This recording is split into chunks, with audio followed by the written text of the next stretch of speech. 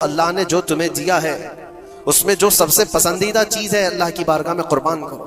हर एक की अलग अलग चीजें होती हैं पसंदीदा, पता नहीं किसके यहाँ कौन सी चीज अजीज है, लेकिन कुछ चीजें कॉमन हैं।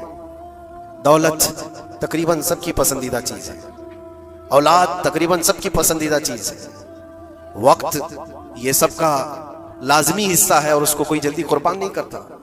तो मेहनत से कमाई हुई दौलत को अल्लाह ताला के यहाँ खर्च करो, कुर्बान करो, ताकि तुम उस कामयाबी को पहुंचो।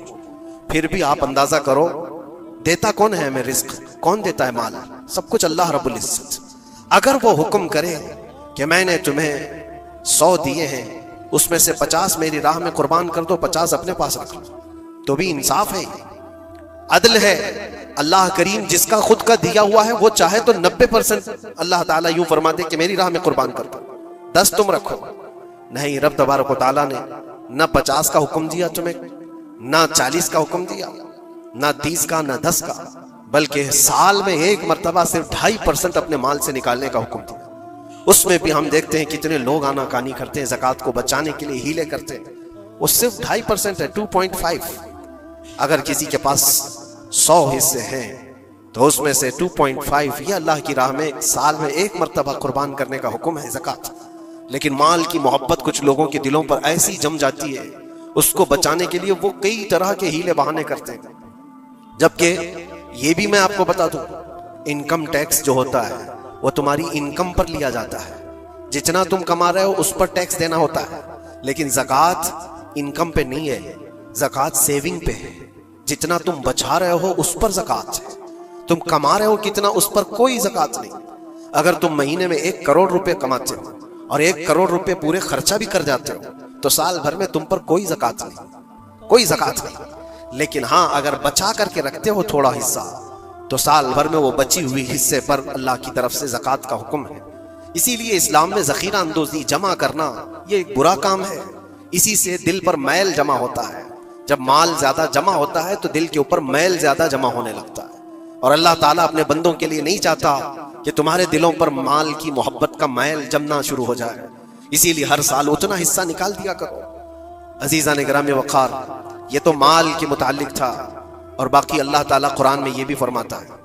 मिसाल के तौर पर मैं आपको बता दूं, अल्लाह के नबी सल्लल्लाहु तआला अलैहि वसल्लम के पास कुछ चीजें आई, आपने तकसीम फरमा दिया, कुछ एक हिस्सा कुछ बाकी रह गया था, गोश्त था या खजूरें थी। उस गोश्त का हिस्सा घर में रखा गया। आप सल्लल्लाहु अलैहि वसल्लम ने बाद में पूछा कितना बचा है और कितना दे दिया गया? कहा इतना इतना इतना, सब कुछ बट गया, एक टुकड़ा कुछ बाकी रह गया। तो आपने फरमाया हकीकत में जो दिया गया है वही असल बचा हुआ है अल्लाह की बारगाह में, और जो हमने रखा है ये तो खर्चा होने वाला है, ये हमारे लिए है, और जो दिया गया वो हमेशा अल्लाह के पास रहने वाला है। मा इंदकुम यनफदु व मा इंदल्लाहि बाक़। कुरान में अल्लाह फरमाता है जो तुम्हारे पास है वो सब फना हो जाएगा, और जो अल्लाह के पास तुमने दे रखा है वो बाकी रहने वाला है। इसीलिए अल्लाह ताला खुद फरमाता है बनी आदम जो अपने हाथ से सदका करता है उसके सदक़े को मैं खुद लेता हूँ और उसको बछड़े की तरह पाल करके बड़ा करता हूँ। क़यामत के दिन वो बंदा आकर देखता है एक सिक्का कुछ खैरात किया था अपनी जिंदगी में, और वहां देखो तो पहाड़ के बराबर नेकियां उसकी होंगी। वो पूछता है इतनी मेरी कहां से आ गई? तो रब ताला फरमाता है तेरे उस छोटे से सदक़े को मैंने पाल करके इतना बड़ा किया। तो जो तुम दे रहे हो अल्लाह के यहाँ वो बाकी है, वो बचा हुआ है। होता यह है मेरे अजीजों, जो चीजें हमारी अजीज हैं, जो महबूब हैं, उसको हम कुर्बान करना नहीं चाहते जल्दी। एक दानिश्वर ने कहा था, फलों की दुकान पर एक फकीर आया और फल बहुत सारे रखे हुए थे। एक बूढ़ा फकीर, उसको आम खाने की ख्वाहिश पैदा हुई। उसने दुकान वाले से कहा कि मुझे अल्लाह के नाम पर कुछ दे दो। जाहिर सी बात है जो छटे हुए आम थे, जो निकाले हुए थे, जिनके अंदर सड़न पैदा हो चुकी थी, वो साइड किया गया था, उसमें से निकाल करके उसने दे दिया फकीर को। आमतौर पर यही होता है, देने के लिए जो निकाला जाता है वो अलग होता है। वो लिया, थोड़ी देर के बाद उसके पास 10 दिरहम थे। वो फकीर आया और कहा 10 दिरहम है, इसके मुझे आम चाहिए, ये पैसों के अच्छे आम हैं। तो 10 दिरहम लिया दुकान वाला और अच्छे से चुन करके 2 आम उसको दिया जो बनते थे। वो फकीर हाथ में दोनों आम लिया और फिर अल्लाह की बारगाह में दिखा कर कहा, अल्लाह देख इस बंदे ने तुझे क्या दिया है और मुझे क्या दिया है। तेरे नाम पर मांगा था तो सड़ी हुई चीजें दिया, और मेरे पैसों से दिया है तो अच्छा माल दिया है। क्या ये आमतौर पर नहीं होता हमारे यहाँ?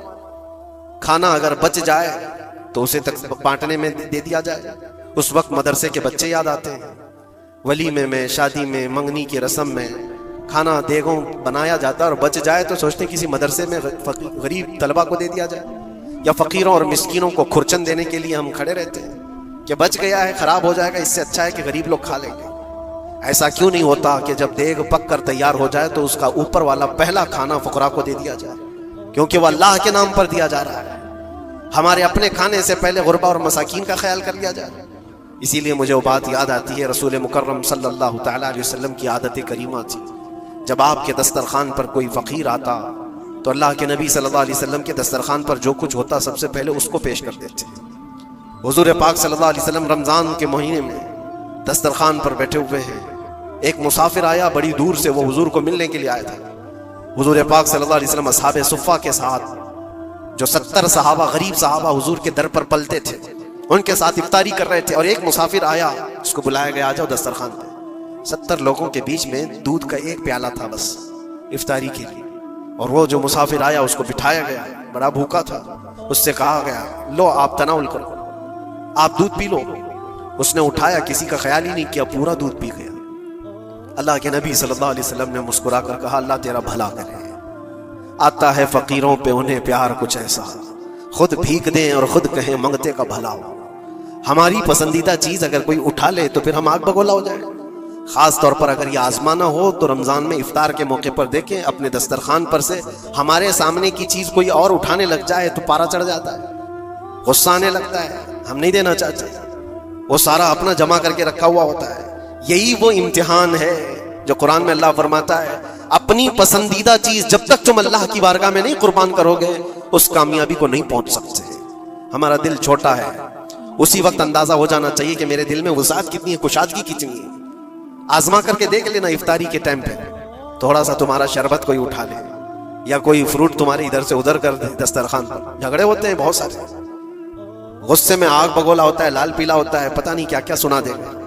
दिन भर का सब्र किया हुआ आदमी वो इफ्तारी पर मौजूद छोटे से टुकड़े फ्रूट के अपने दूसरे भूखे भाई को देना नहीं चाहता। लेकिन यही चीज मैं आपको बताता, खा करके जब शिकम सैर हो जाए, पेट भर जाए, मस्जिदों में इफ्तार के बाद हमने देखा है ढेरों फ्रूट के टुकड़े पड़े हुए रहते हैं। अब उसकी तरफ कोई देखता भी नहीं, पेट भर चुका है, वही फ्रूट है, वही शरबत है, वही सब कुछ है, लेकिन वो गिरा हुआ है, पड़ा हुआ है, कहीं तो गटरों और नालियों में फेंक दिया जाता है, या अगर कोई खाने वाला ना हो तो फिर रमजान में मांगने वाले या फकीरों को ढूंढा जाता है। अपना पेट भर जाने के बाद फिर फकीरों को ढूंढना, ये वो इम्तिहान नहीं है जो इब्राहिम अलैहिस्सलाम ने दिया था। हाँ, अल्लाह के नबी सल्लल्लाहु तआला अलैहि वसल्लम के जो अखलाक थे वो सहाबा में भी थे।